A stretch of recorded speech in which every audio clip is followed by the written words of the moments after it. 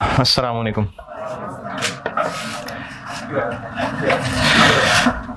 अच्छा, आप तो पुराने बच्चे हैं, आपको क्या तमीद मानना।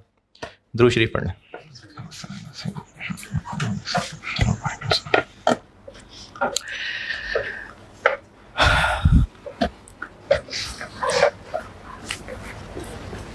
FAR 1 का पेपर मुश्किल था और बहुत मुश्किल था।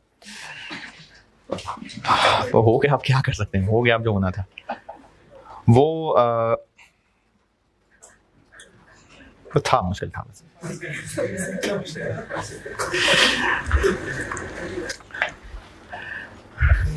अच्छा, FAR 1 का पेपर मुश्किल पेपर था।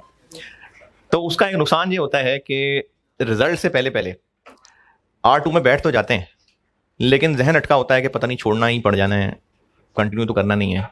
तो उसके लिए मेरा जनरल मशवरा आज ही बता रहा हूँ कि अगर किसी का FAR 1 रह भी गया, क्योंकि FAR 1 का एक मुश्किल पेपर था, अगर किसी का FAR 1 रह भी गया तो मेरा जनरल मशवरा ये होता है कि FAR 1 का FAR 2 के साथ चला लेना, यानी FAR 2 ड्रॉप नहीं करना। तो फिर यानी केस FAR 2 पढ़ना है, तो इसलिए आपने रिजल्ट से पहले भी पढ़ना ही है। वैसे तो रिजल्ट से पहले क्लासेस उतनी ज़्यादा नहीं है क्योंकि ईद की भी छुट्टियाँ आनी हैं बीच में, लेकिन आप FAR 2 को शुरू से पढ़ने की कोशिश करें।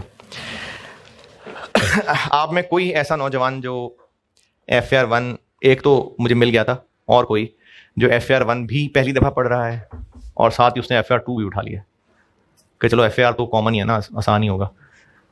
हाँ जी, कोई ऐसा है आप में से FAR 2 पढ़ रहा है और FAR 1 भी पहली दफ़ा पढ़ रहा है?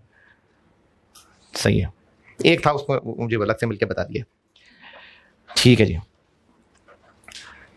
अच्छा, वैसे तो मुझे शक्लों से अंदाज़ा हो रहा है, लेकिन कितने हैं आप में से जिन्होंने FAR 1 मुझसे नहीं पढ़ा हुआ? ठीक,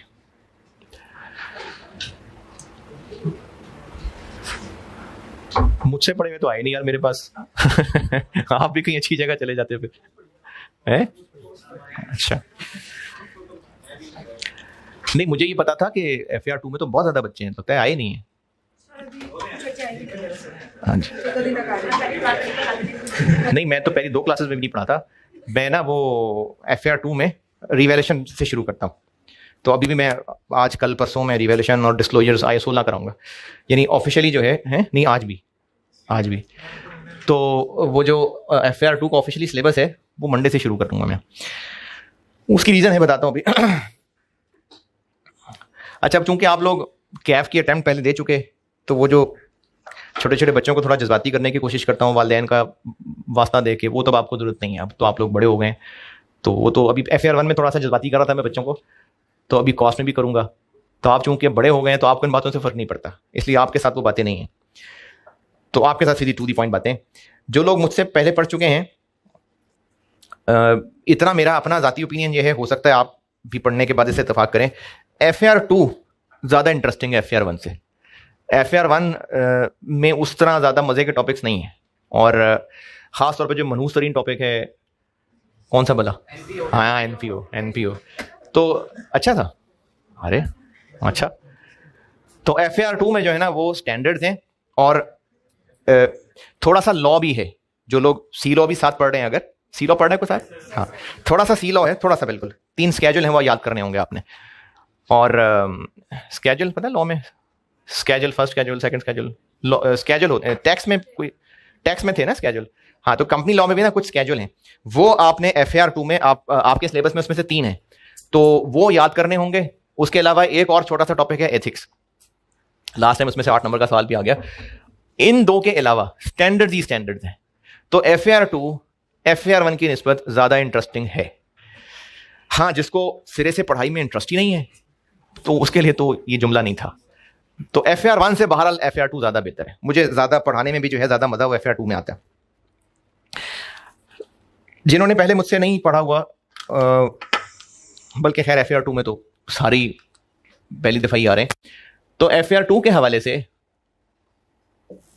जो मेरे पास सारा मटेरियल है कि आपको जो पढ़ाना है, और जो तब मैं साथ लेके चलूँगा, या जो आपके साथ आपके लिए ज़रूरी है, बल्कि इससे पहले एक नसीहत करता हूँ फिर बताता हूँ। आप में से अक्सर लोगों की ये कैफ की आखिरी अटेम्प्ट होगी, और उसके बाद फिर या तो तंग आगे छोड़ देंगे या फिर कैफ पास करके आप आगे बढ़ जाएंगे। अच्छा जी, कैफ पास कर लिया, आगे बढ़ गए, आगे क्या होगा? अब आर्टिकल्स होंगे। कुछ फर्म्स के नाम बताएं, हैं बताएं कोई। सबसे पहला ये नाम आना था, और KPMG, और EY, डेलॉइट तो कहाँ है, यहाँ है ही नहीं, और BDO, और हैं जी। अच्छा, और कौन से चौधरी? सैन चौधरी, हाँ ठीक है। और ग्रांट थॉरंटन हो गया, और हाँ रियाज अहमद। तो ये अभी आपको ये इनके नाम पता है। जब आप कैफ के बाद जूतियां घिसेंगे तो आपको कामरान, मजीद, बशीर, नईम, जुनेद सब पता लग जाएंगे। अब जो इतनी सारी फर्म्स हैं जिनमें से आपको ये 5-6 नाम ही आपको पता है, और यही हैं, यही मशहूर नाम, यही सबको पता होते हैं। उसके बाद जब ढूंढना शुरू करते हैं तो बाकी नाम पता चलते हैं। अब ना जरा थोड़ा सा रियलिस्टिक होकर प्रैक्टिकली देखते हैं। आप लोग अभी तक कैफ में पढ़ाई कर रहे हैं बिल्कुल एज अ स्टूडेंट, और उसमें आपकी मर्जी है 2-2 पेपर करके करने हैं, 3-3 करके करने हैं। आई कैफ ने 12 फार्मूला दिया हुआ है, वो 6 साल टोटल, कैफ के 4 साल हैं टोटल। अच्छा, वो आपकी मर्जी है, आपने क्या फार्मूले के हिसाब से लेके चलना है। तो वो उन्होंने फार्मूला दे दिया, लेकिन आप फुल टाइम स्टूडेंट हैं। उसके बाद जो आर्टिकल्स की लाइफ है ना, वो आगे फिर आपकी आगे पूरे प्रोफेशन उस पर डिपेंड करता है कि आप आर्टिकल्स में काम कैसा सीख रहे हैं, आप काम में कैसे हैं, फिर CFAP पास करते हैं नहीं करते, MSA करते हैं कि नहीं करते। तो अब आपका जो करियर बनेगा चार्टर्ड अकाउंटेंसी का, उसमें आर्टिकल्स बहुत मेजर रोल प्ले करने वाला है। ये जो 6-7 नाम आप लोगों ने फर्म्स के लिए हैं, और भी हैं, हर अटेम्प्ट में कितना स्टूडेंट कैफ कर रहा है आजकल अंदर, ऐसी एवरेज कितने को बच्चे पास हो जाते हैं? नहीं ज्यादा है, 600-700 से ज्यादा होते हैं मेरे ख्याल में। अरे नहीं भाई, मेरा ख्याल है 1000 के कम ही है शायद, 800-900, 800-900 चलो कह लो, 1000 कह लेते हैं, ठीक है जी 1000 कह लेते हैं। तो हर 6 महीने बाद 1000 बच्चा तकरीबन कैफ पास कर रहा है। ये जो बड़े बड़े नाम आप लोगों ने फर्म्स के बताए हैं, कितनी को इंडक्शन कर लेंगे इन 1000 में से? 200-300 मैक्सिमम, बस। बाकी लोग कहां जाएंगे? तो बाकी फर्म्स भी में जाएंगे ना। तो इसलिए आप लोगों को कोशिश तो करनी चाहिए अच्छी फर्म में जाने के लिए, लेकिन अगर ना मिले तो ये कोई जिंदगी मौत का मसला नहीं है। अभी चूंकि आप अगले सेशन में इस चीज को फेस कर रहे होंगे ना, इसलिए मैं आपको पहले दिन नसीहत कर रहा हूं, क्योंकि पहले दिन की नसीहतें कुछ ना कुछ याद रहती हैं कि इसको जिंदगी मौत का मसला मत बनाना। कोशिश जरूर करें, सबको ट्राई करनी चाहिए। जाहिर है अच्छी फर्म होगी तो अच्छा एक्सपोजर होगा, फिर आगे करियर में भी अच्छा चांस मिलता है, लेकिन ये जिंदगी मौत का मसला नहीं है। पास कर लें, क्वालिफाई कर लें, और आप काम में अच्छे हो, यानी आप पता लगे कि हाजी को बंदा है काम का, तो फिर इतना ज्यादा मसला नहीं है कि आप फर्म A से किए हैं कि B से किए हैं। बहुत ज्यादा फर्क नहीं पड़ता इस बात का। पड़ता है किसी हद तक, यानी कुछ मल्टीनेशनल कंपनीज होंगी जो प्रेफर करेंगी इन 2-4 नामों को, लेकिन मल्टीनेशनल के अलावा क्या दुनिया नहीं है? क्या चार्टर्ड अकाउंटेंट को रेस्ट नहीं मिल रहा है? तो इसलिए आपको ये बात अभी इसलिए बता रहा हूं क्योंकि आर्टिकल्स के चक्कर में मैंने लोगों को साल बर्बाद करते देखा है। कैफ पास किए साल हो गया है, क्यों जी पसंद की फर्म में नहीं मिल रहा, इसलिए आर्टिकल्स नहीं कर रहे। अभी तो मैं सुन रहा था शायद कोई रूल भी आ गया है, 6 महीने का आ गया है, अभी बस अफवाहें हैं, आ गया है।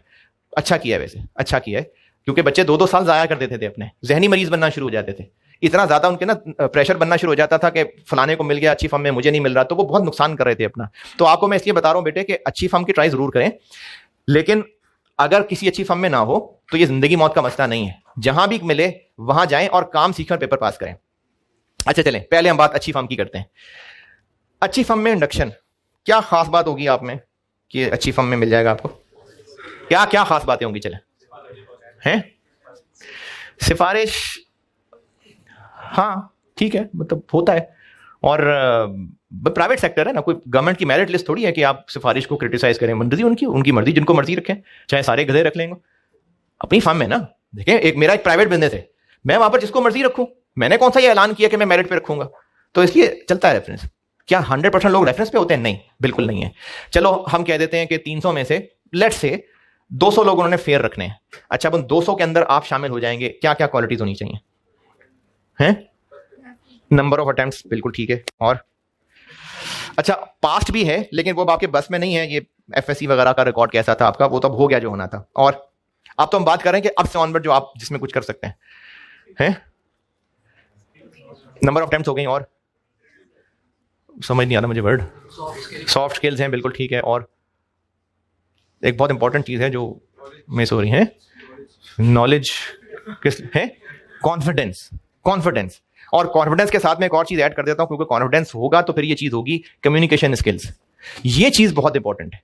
अच्छा, कम्युनिकेशन स्किल्स तो वो बेहतर है कोई जो एमएफए अगर कोई यहां से पढ़ता है तो मैनेजमेंट के टीचर से पूछें, ज्यादा बेहतर वो बता सकेंगे। अगर पैक से पढ़ रहे हैं तो ठीक साहब से पूछ लेना बेशक।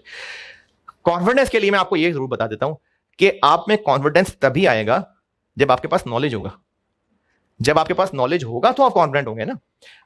जिंदगी में कई ऐसे टॉपिक हैं उसमें नॉलेज किसी के पास ज्यादा होता है। जैसे किसी को फुटबॉल का अगर बहुत नॉलेज है तो जहां भी फुटबॉल के ऊपर डिस्कशन हो रही होगी उसके बात करने का अंदाज ही और होगा, बहुत कॉन्फिडेंट होकर बात कर रहा होगा। किसी के पास मूवीज का बहुत नॉलेज है, जब मूवी से बात हो रही होगी बहुत कॉन्फिडेंस से बात कर रहा होगा। किसी के पास पॉलिटिक्स का बहुत नॉलेज है।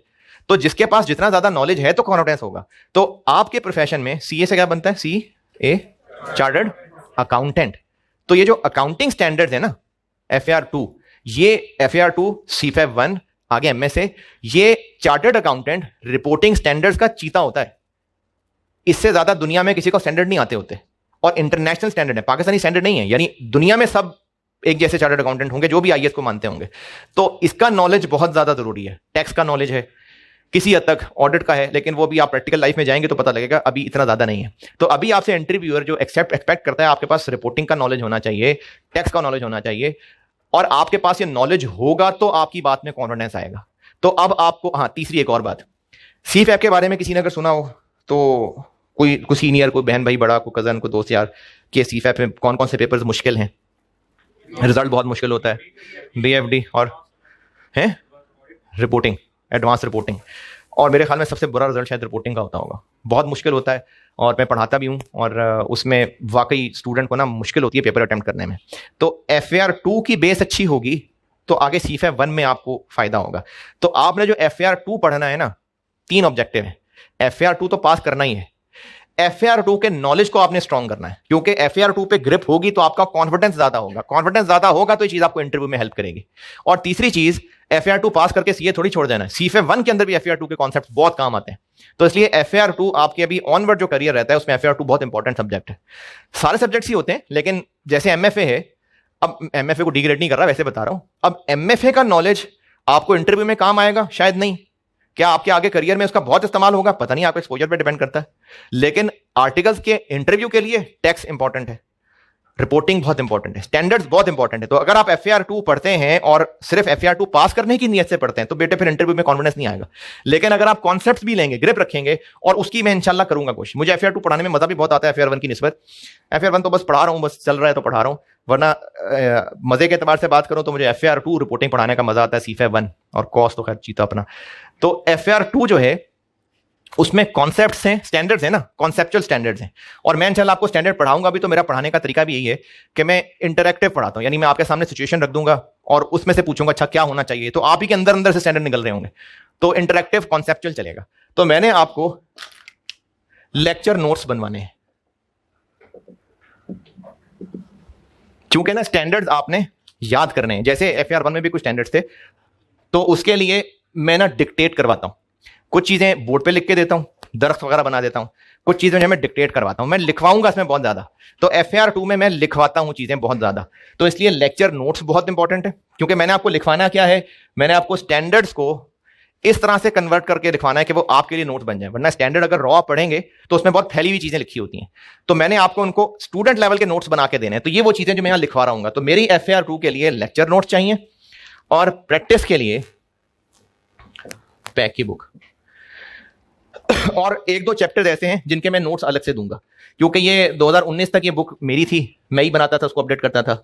फिर मैंने जो 2 साल बीच में स्किप किया था, पैक में नहीं था मैं, तो उसके बाद फिर ये मिर्जा साहब ने बुक ले ली थी, तो उसमें उन्होंने कुछ चीज़ें फिर चेंज कर दी हुई हैं। तो मेजॉरिटी चीज़ें तो मैं उसी में से कराऊंगा, लेकिन 1-2 टॉपिक्स हैं उनमें मैं थोड़ा डिफरेंट स्टाइल से पढ़ाता हूँ, तो वो फिर मैं अलग से नोट्स दूंगा। लेकिन प्रैक्टिस के लिए यही है, पैक की बुक प्रैक्टिस के लिए, पास्ट पेपर्स की प्रैक्टिस भी इसमें सारी है, और कुछ खुद बनाए हुए सवाल भी हैं। तो ये 2 चीज़ें हैं जो मैंने FAR 2 में पढ़ाने के लिए इस्तेमाल करनी है। तीसरी चीज़, ये अभी मैं लिख रहा हूं, अगर किसी ने इसको नोट करना हो या पिक्चर लेनी हो, ये मुझे आप, वैसे तो मैं कोशिश करूंगा याद रहे, अगर नहीं तो मंडे को याद कराना। मंडे को उसके बारे में मैं कुछ बताऊंगा कि ये क्या है या इसका क्या करना है। और जैसे FAR 1 में होता था, यहां सामने स्क्रीन पे खोल लूंगा,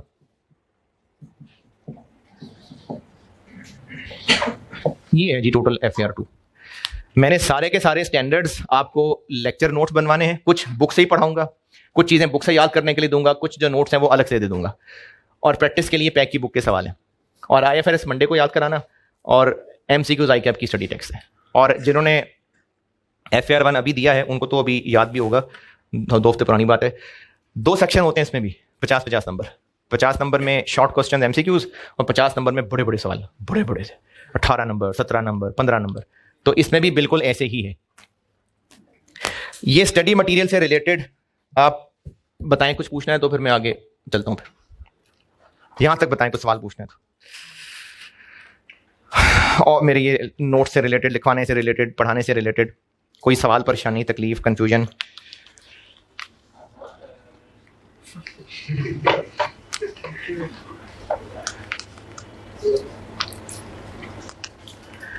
और ये बुक पैक वाली ले लीजिएगा, और अगर ख़त्म हो गई हुई तो प्रिंटिंग में गई हुई है, मेरा ख्याल है अगले हफ्ते आएंगी। अगर तब तक नहीं आई हुई और मुझे सवालों की ज़रूरत पड़ी तो जो जो सवाल मैंने कराना होगा ना, फिर मैं क्लास में कॉपी दे दूंगा, यानी क्लास वर्क होमवर्क जो करना होगा फिर मैं कॉपी दे दूंगा जब तक बुक नहीं आती। और ICAP की जो स्टडी टेक्स्ट है ये तो आप डाउनलोड कर लीजिए, ये पिछले साल ही इन्होंने रिवाइज की थी। सिलेबस में कोई चीज़ नहीं है, कोई अगर FAR2 रिपीट कर रहा है तो, क्योंकि अभी तक सिलेबस ICAP ने अनाउंस ही नहीं किया, लेकिन थोड़े रिसोर्सेज से ही आइडिया होता है कि चेंज कोई नहीं है। तो जिन्होंने अगर लास्ट टाइम भी पैक की बुक ली थी, ठीक है। इससे रिलेटेड कुछ पूछना है? कोई तो परेशानी होगी, कुछ तो पूछना होगा।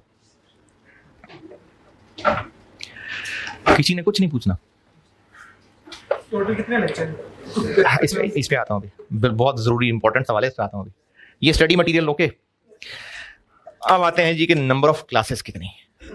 FAR2 में मुझे तकरीबन 110 क्लासेस लगती हैं, 115, और ये डिपेंड करता है क्लास की परफॉर्मेंस के ऊपर, लेकिन 110 क्लासेस, 115 क्लासेस लग जाती हैं। इस दफ़ा कोशिश करूंगा थोड़ा खींच के 105 तक ले आऊँ, लेकिन उससे कम में मेरे लिए मुमकिन नहीं है। मसला ये है कि 2 ईदें हैं और आशूरा है, और इसकी वजह से तकरीबन इस सेशन में कोई 85-86 क्लासेस अवेलेबल हैं, यानी जो क्लासेस अवेलेबल हैं वो 85-86 हैं। चाहिए मुझे कम से कम 105-110। तो अब वो जो 25 हैं उनका क्या करें? है हाँ, एक्स्ट्रा करनी पड़ेंगी। तो इसलिए मैं शुरू में बता रहा हूँ कि एक्स्ट्रा चाहिए काफ़ी सारी, और उसको कैसे करना है। लास्ट टाइम का एक्सपीरियंस तो यही था कि मैंने ना 1 टॉपिक या 2 टॉपिक अलहदा से वो पढ़ा के, नो होमवर्क वाली पॉलिसी, वो मैंने यूट्यूब पे रख दिए थे। हो सकता है इस दफ़ा भी वही कर लूँ, अगर नहीं तो हो सकता है संडे पे चले जाए। वो जो नहीं, जो नाश्ता होता था तो वो, अरे आपको मिस कर रहा था मैं यार। तो पता नहीं, मैं भूल गया मैं क्या बोल रहा था, इन नाश्ते से पहले था। हाँ, एक्स्ट्रा क्लासेस लगेंगी बहुत ज़्यादा, उसमें संडे भी हो सकता है, क्योंकि मैंने तीनों को मैनेज करना ना, कॉस्ट को, FAR1 FAR2 तीनों के लिए यही सिचुएशन है। तो उसके लिए फिर देखूंगा कि कैसे मैनेज करना है, लेकिन होगा ये मई ऑनवर्ड्स, यानी अप्रैल तक तो ऐसे ही चलेगा। मई जब रिजल्ट आ जाएगा आप लोगों का और ये तय हो जाएगा कि कौन FAR2 पर पढ़ रहा है फाइनली कि नहीं पढ़ रहा है, तो फिर मई ऑनवर्ड्स मैं एक्स्ट्रा क्लासेस फिर काम छिक के रखूंगा। तो एक्स्ट्रा क्लासेस होंगी, मैं आपको बता रहा हूं, एक्स्ट्रा क्लासेस होंगी। प्रैक्टिस, क्लास वर्क, होमवर्क जैसे पहले पढ़ते आए आप लोग वैसे ही चलेगा। पढ़ने की तरतीब अब कुछ इस तरह रखनी है कि अभी आजकल में ज़रा तादाद और स्टेबल हो जाए, तो मैं आप लोगों से एक ग्रिड शेयर करूंगा सिलेबस का, और उसमें से एक ग्रिड है, स्टैंडर्ड्स हैं उसमें काफ़ी सारे, उससे शुरू करूंगा। तो वो फिर मैं तब बताऊंगा कि ग्रिड कितने हैं, उसमें कितने टॉपिक हैं, और किस किस में से बड़ा सवाल आता है, किस में छोटा सवाल आता है। तो वो जब मैं आपको मंडे को प्रॉब्ली वो ग्रिड जब आपके हवाले करूंगा, तो सिलेबस को तब गाइड करूंगा। उससे पहले, यानी आज, कल, परसों, मैं आपको एक चीज़ रिवाइज करके दे रहा हूं, वो है IS 16। और IS 16 में से क्या? रीवैल्यूएशन और नोट। रीवैल्यूएशन इंपॉर्टेंट इस लिहाज से है क्योंकि FAR2 के IS 16 नहीं है सिलेबस में, IS 16 सिलेबस में नहीं है, लेकिन IS 38 में मैं रिलेट करूंगा IS 16। एक IFRIC 1 एक चीज़ पढ़नी है, उसमें रीवैल्यूएशन चाहिए। एक IS 12 चीज़ पढ़नी है, उसमें रीवैल्यूएशन चाहिए। तो ये रीवैल्यूएशन बार बार आगे इस्तेमाल होनी है, इसलिए मैं रीवैल्यूएशन रिवाइज करा रहा हूं। हैं जी, पहले दिन नहीं पढ़ाता, हाँ बिल्कुल सही बात है। तो नहीं, अभी उस कुछ दिन बाद अभी बहुत सारे बच्चे जो हैं मुझे पहली दफ़ा देख रहे हैं, तो अभी पहले FAR2 हो ले ज़रा, कुछ दिन बाद फिर, क्योंकि ना वो कुछ बच्चे घबरा जाते हैं जिन्होंने मुझे पहली दफ़ा देखा होगा, कुछ देख के घबरा गए होंगे। तो मैं आपको रिपोर्टिंग पढ़ाऊंगा इंशाल्लाह, चार्टर्ड अकाउंटेंट हूं अल्हम्दुलिल्लाह, मैं रिपोर्टिंग ही पढ़ाऊंगा, लेकिन कुछ दिन बाद इंशाल्लाह फिर बाकी भी एक्टिविटीज़ शुरू करूँगा। तो एक आधा वैसे रमज़ान में बयान प्लान तो है, लेकिन देखूंगा, अभी इसको फाइनल नहीं किया मैंने। तो बाकी एक्टिविटीज़ इंशाल्लाह ये हदीस का सुनाना और ये आस्ता आस्ता लाऊंगा, क्योंकि शुरू में ना बच्चा जो पहली दफ़ा मिलता है वो ये एक्सेप्ट नहीं कर पाता। जैसे ये पता नहीं, शायद वो बच्चा मुझसे FAR2 पढ़ रहा हो, ये ऑनलाइन शायद पढ़ रहा हो। मुझे एक बच्चे ने बताया, शायद मुझे लगता है मैंने लास्ट टाइम ये बात सुनाई भी थी, वो मैं राइज़ में चला गया था, पैक छोड़ गया था। तो जो बाकी भी टीचर्स हैं, जैसे आप जानते होंगे नान रऊफ़, हुमैर उत्रा, जवाद, तो ये सब दाढ़ियों वाले लोग हैं। तो एक बच्चे ने मुझे मैसेज करके कहा कि मैं ना ये आप लोगों से पढ़ना नहीं चाहता था, और ये आप लोग ना बैकवर्ड और आउटडेटेड और इस तरह के लोग होते हैं। अभी यहाँ नहीं था लॉफ्टर, अभी बाद में है। तो वो कहते हैं मैं पैक आ गया। वो आप पैक आ गए? फिर नहीं, मैं पिछले सेशन में पैक आ गया था। तो कहते फिर पढ़ना पड़ा मजबूरन आपसे। लेकिन फिर जो क्लास में जिस तरह कोशिश करता हूँ फिक्र के साथ चलने की कि दीन जिंदगी में आ जाए, इसकी कोशिश है, तो उसके अंदर चेंजेस आनी शुरू हुई, और वो कुरान पाक पढ़ना, नमाज पढ़ना, वो मतलब जो भाग रहा था मौलवियों से, तो वो चेंज पकड़ा गया आखिरकार। तो इसलिए पहले ही दिन में इस तरह की बातें इसलिए नहीं कर देता कि कुछ बच्चे घबरा जाते हैं, तो वो छोड़ के ना चले जाएं भी। तो मैं आपको इंशाल्लाह रिपोर्टिंग ही पढ़ाऊंगा और स्टैंडर्ड्स पढ़ाऊंगा। फिर कुछ अर्से बाद इंशाल्लाह इरादा ये है, कोशिश ये होती है, फिक्र ये है कि जब आप इस सेशन को ख़त्म करके जाएं तो आप बेहतर मुसलमान हो, इसकी कोशिश करूंगा इंशाल्लाह। बाकी अपनी तरफ से पढ़ाने के लिहाज से देखो, मेरा काम है इखलास के साथ बेस्ट एफर्ट करके आप लोगों को पढ़ाना, वो मेरा बेटे मैं कोशिश करूंगा। और आप सब मेरे बच्चों की तरह हैं, वैसे तो 2-4 साल का ही फ़र्क है सिर्फ, लेकिन रिश्ते हैं। अच्छा, ओहो, तो पता नहीं मैं क्या बोलने लगा था। हाँ, तो आप लोग जो है ना वो मेरे लिए मेरे बच्चों की तरह हैं, और मैंने इसलिए सबको पढ़ाना है। जो नहीं भी पढ़ना चाहता मैंने तो उसको भी पढ़ाने की कोशिश करनी है। तो इसलिए क्लास इंटरेक्टिव रहेगी, आप लोग भी अच्छी तरह से पढ़ेंगे तो मज़ा आएगा। तंग करके चलेंगे तो कोर्स तो फिर भी करा ही दूंगा, लेकिन अच्छा सेक्शन होगा अगर इंटरेक्टिव होगा तो। आइए 16 पे आते हैं। और हाँ, और आपको आता है IAS 16, रिवैल्यूएशन आती है ना? रिवैल्यूएशन सरप्लस और OCI और सरप्लस ट्रांसफर, ये आता है ना कि लिखाऊं पहले सारा? पक्की बात है। अच्छा, अब करना ये है कि एक सवाल कराऊंगा रिवैल्यूएशन रिवीजन के लिए, और नोट का बस फॉर्मेट बताऊंगा। ये IAS 16 FAR2 के सिलेबस में नहीं है ऑफिशियली, लेकिन FAR2 के कुछ टॉपिक्स में इसका इस्तेमाल होना है, इसलिए मैं यहां से शुरू कर रहा हूं।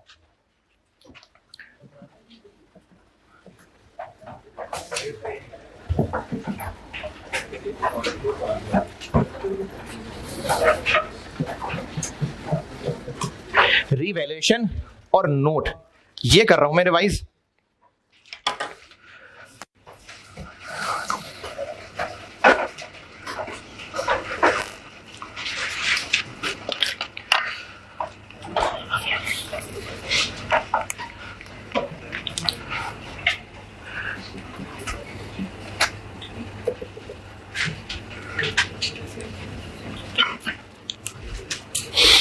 अच्छा, अभी सामने बैठे हुए में से तो एक है जो FAR1 FAR2 इकट्ठे पढ़ रहा है।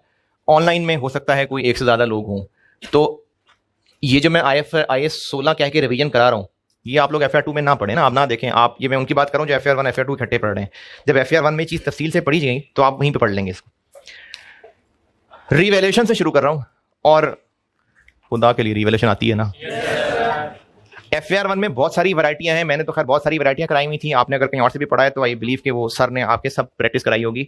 उतनी तफसील में नहीं जा रहा मैं, इतना टाइम नहीं है हमारे पास। मैं सिर्फ एक मुनासिब सा फुल फ्लैश क्वेश्चन गुजार रहा हूँ। रिवैल्यूएशन अपवर्ड भी होगी, डाउनवर्ड भी होगी, एसेट बेच भी देंगे, सरप्लस ट्रांसफर भी हो जाएगा, ताकि एक तो वो जो मैं टेबुलर वर्किंग बताता हूँ ना वो आपके सामने ले आऊँ, क्योंकि मैंने वही वर्किंग आगे मैंने IFRIC 1 में यूज करनी है, वही वर्किंग मैंने IAS 12 में यूज करनी है। तो इसलिए वो वर्किंग सामने ले आऊँ। आपने हो सकता है वैसे ही पढ़ा हो सकता है किसी डिफरेंट तरीके से पढ़ा हो। तो एक मेरा मकसद ये है कि मैं वो वर्किंग सामने ले आऊँ। दूसरा, IAS 38 में जाके मैंने नोट ये कहना है कि वही IAS 16 वाला है, हो गया है। यानी i38 पढ़ाऊंगा और उसमें नोट्स पढ़ाऊंगा कि ये तो वही i16 वाला है। तो इसलिए मैं नोट और रिवैल्यूएशन रिवाइज करवा रहा हूं आपको। रिवैल्यूएशन से शुरू करते हैं। फिर पूछ रहा हूं, आता है ना रिवैल्यूएशन? सरप्लस ट्रांसफर करना क्या है, क्यों करना है, कितने से करना है, रिवैल्यूएशन अपवर्ड करनी है तो किसको डेबिट करना है कि किसको क्रेडिट करना है?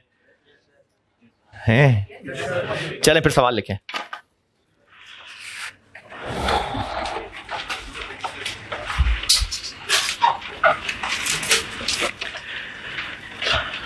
Cost of building, cost of building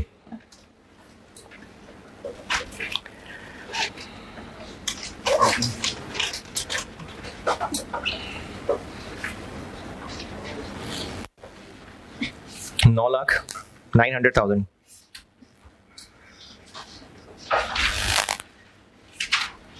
date of purchase, cost of building बताइए मैंने 9,900,000। डेट ऑफ परचेज 1 जनवरी 2015।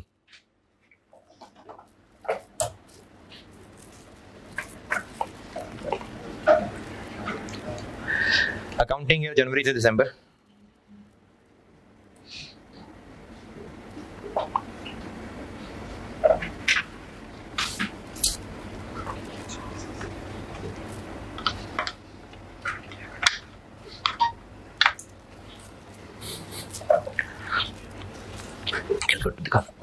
Calculator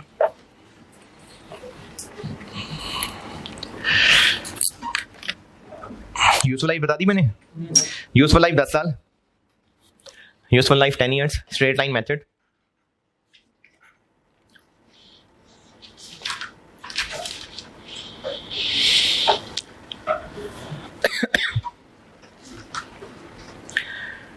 Building was revalued as follows. Building was revalued as follows.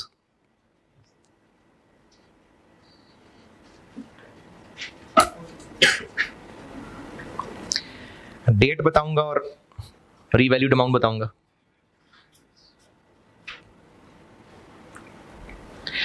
Thirty first दिसंबर 2016, 31 दिसंबर 2016। तब भी मैंने ये डेटा बताया था। अरे वाह, नहीं अब चेंज कर देता हूँ मैं। हाँ, 784,000 784,000।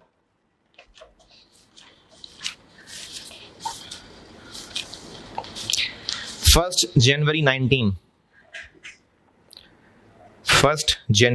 पहली मैंने बताई है 31 दिसंबर 16 और रीवैल्यूड अमाउंट बताई थी 784,000।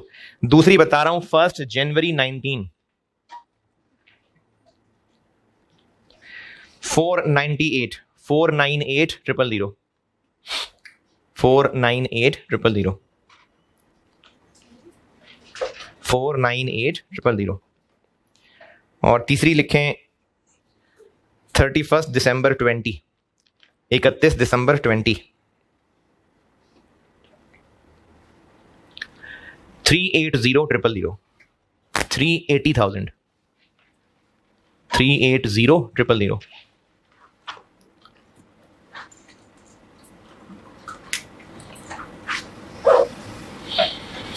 चलिए रिवैल्यूएशन ये 3 है। उसके बाद लिखें ऑन 1 जनवरी। रिवैल्यूएशंस यही 3 बताई हैं मैंने। उसके बाद अगला सेंटेंस बता रहा हूं on 1 January 2022। 1 January 2022 building was sold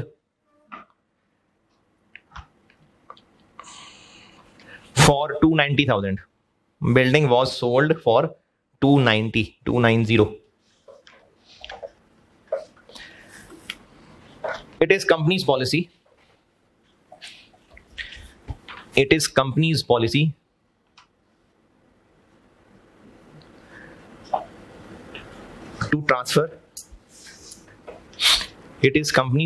to transfer incremental depreciation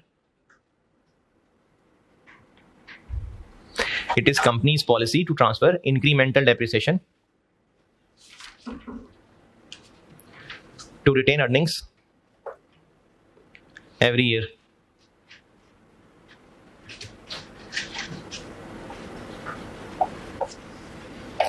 Required है हमसे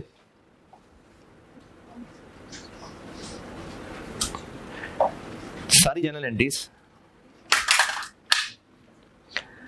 परचेज से लेके सेल तक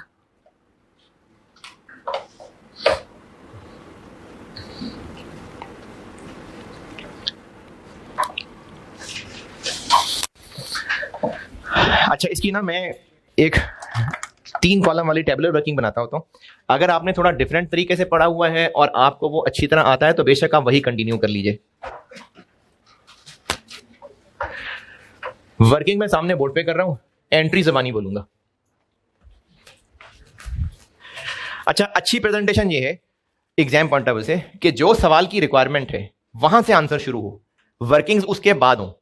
लेकिन अभी ऐसी बस हम रिवीजन कर रहे हैं तो अभी बेशक आप वर्किंग से शुरू कर लें, एंट्रीज बाद में कर लेना। मैं वर्किंग करूंगा बोर्ड पे और एंट्रीज ज़बानी बोलूंगा। डेट, थोड़ी सी अंग्रेजी और रुपीस के आगे 3 कॉलम, एक एसेट को शो कर रहा होगा और 2 रिवैल्यूएशन वाली चीजें, यानी जो सरप्लस में जाना है वो और जो P&L में जाना है वो। तो ये 3 कॉलम में बनाता हूं वर्किंग में। आपने अगर इससे डिफरेंट कुछ पढ़ा है और वो अच्छी तरह आता है तो आप वही कंटिन्यू कर लें। डेट, थोड़ी सी अंग्रेजी और रुपीस के आगे 3 कॉलम, एक एसेट का और 2 रिवैल्यूएशन वाली चीजें, यानी रिवैल्यूएशन सरप्लस डेबिट क्रेडिट या P&L डेबिट क्रेडिट।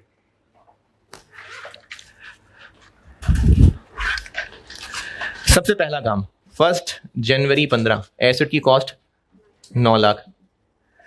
इसका ना फायदा यह है कि इसके अंदर एसेट की वैल्यूज अपडेट होती जा रही होंगी और पता चलता रहेगा कि जब रिवैल्यूएशन अपवर्ड डाउनवर्ड होगी तो वो सरप्लस में लिखनी है कि P&L में लिखनी है। अच्छा, वर्किंग में बोर्ड पे कर रहा हूं और आप एंट्रीज में ज़बानी बोलूंगा तो फिर आप वो ज़बानी लिखते रहिए। सबसे पहली एंट्री क्या हो जाएगी? 1 जनवरी 15, बिल्डिंग डेबिट कैश। अरे वाह यार, जबरदस्त। बिल्डिंग डेबिट कैश क्रेडिट, बिल्कुल ठीक। 1 जनवरी 15, बिल्डिंग डेबिट कैश क्रेडिट 900,000।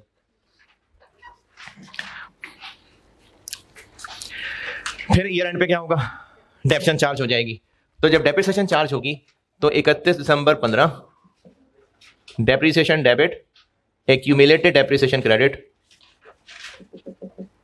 90,000 और ये वर्किंग साथ अपडेट हो जाएगी हमारी 8-10।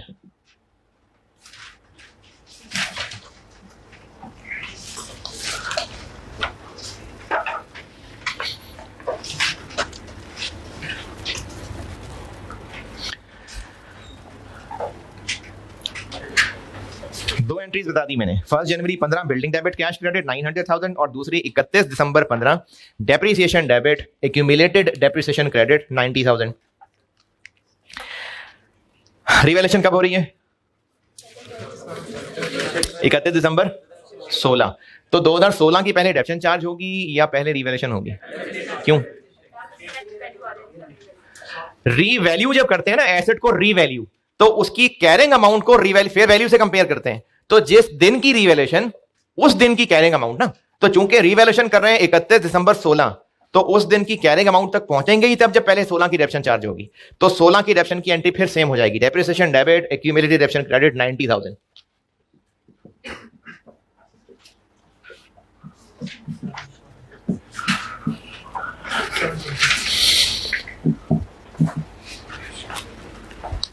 इकतीस दिसंबर 16 depreciation debit accumulated depreciation credit 90,000।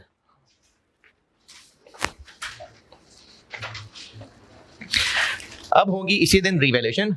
तो रिवैल्यूएशन की होती हैं 2 एंट्रीज, याद है? 2 एंट्रीज होती हैं।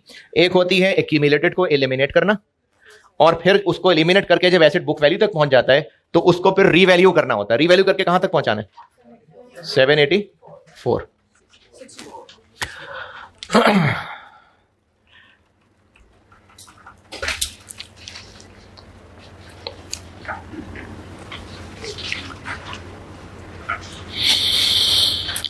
इकतीस दिसंबर 16 तक डेप्रिसिएशन की एंट्री कर ली। रीवैल्यूएशन के टाइम पे दो काम करने हैं। एक, हमने एक्यूमुलेटेड डेप्रिसिएशन को करना है एलिमिनेट, एक्यूमुलेटेड डेप्रिसिएशन डेबिट और बिल्डिंग क्रेडिट। ऐसा करने से एक्यूमुलेटेड हो जाएगी 0 और एसेट फौरन पहुंच जाएगा उस दिन की बुक वैल्यू तक। कितनी एक्यूमुलेटेड?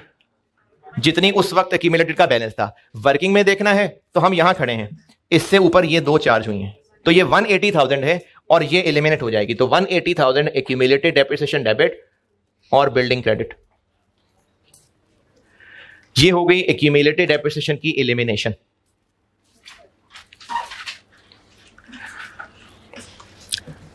दूसरा काम, बिल्डिंग को 720 से रीवैल्यू करके 784 तक लाना है, बढ़ाना है। तो एसेट बढ़ेगा तो डेबिट होगा, तो बिल्डिंग डेबिट हो जाएगी 64। क्या क्रेडिट होगा? रिवैल्यूएशन,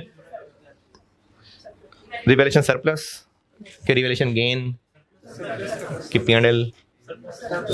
जी सरप्लस। क्यों? एसेट की वैल्यू बढ़ी है, अगर हम इसको बेच देते तो यकीनन प्रॉफिट पे बिकता, तो जब हम बेच देते वो प्रॉफिट हम अर्न कर लेते तो वो इनकम होती।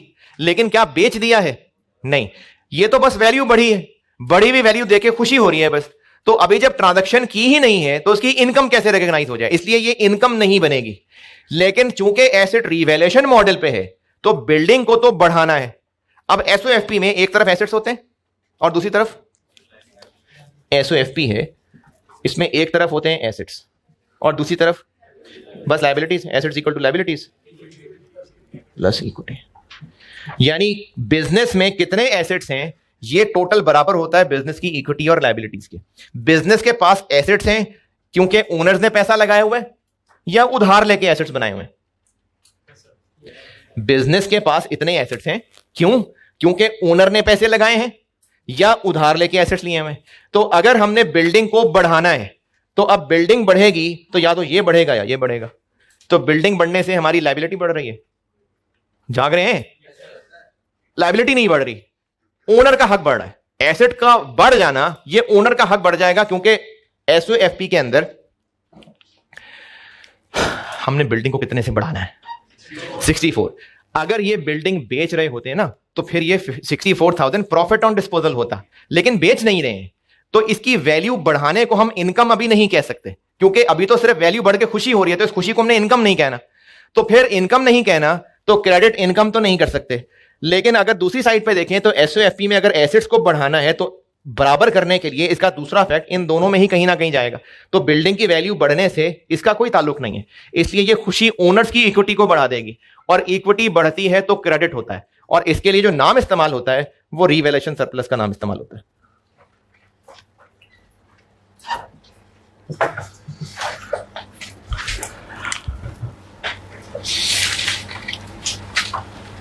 तो 31 दिसंबर 16 accumulated depreciation debit building credit, accumulated eliminate हो गई और बिल्डिंग रीवैल्यू हो गई। बिल्डिंग डेबिट और रिवैल्यूएशन सरप्लस क्रेडिट 64,000। और इसको हम अपनी वर्किंग में इनकॉर्पोरेट कर लें तो 64,000 यहां एसेट बढ़ गया और सरप्लस में हमने 64 और लिख लिया। तो एसेट का कॉलम पहुंच गया 784 तक और सरप्लस का पहुंच गया 64 तक।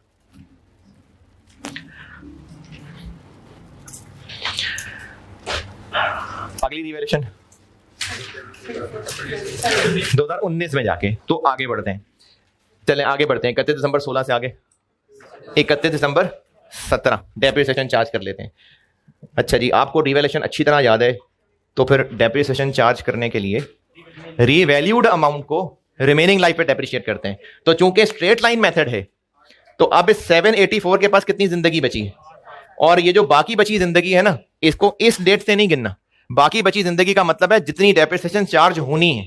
तो टोटल 10 में से 2 चार्ज हो गई हैं तो बाकी 8 रह गई, तो इसके पास बची है 8 साल की जिंदगी।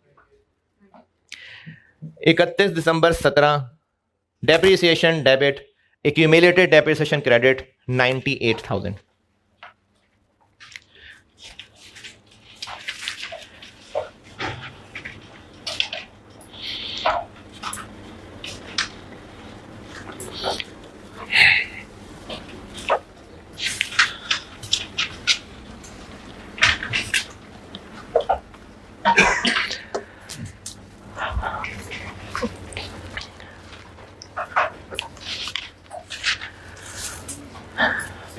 फर्स्ट मॉडल पे रहते तो डेप्शन कितनी चार्ज होती?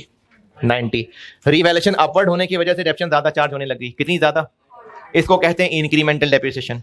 तो इस इंक्रीमेंटल डेप्रिसिएशन को सरप्लस से रिटेन अर्निंग्स में ट्रांसफर भी किया जाता है ना? क्या entry? Surplus debit retained earning credit. तो 31 दिसंबर 17 डेप्रिसिएशन की एंट्री अगर कर ली तो साथ एक और एंट्री हो जाएगी, revaluation surplus debit retained earnings credit. कितने से? 8000 से। Revaluation surplus debit retained earnings credit 8000।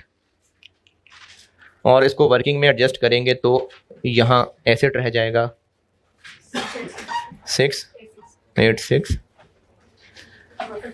56।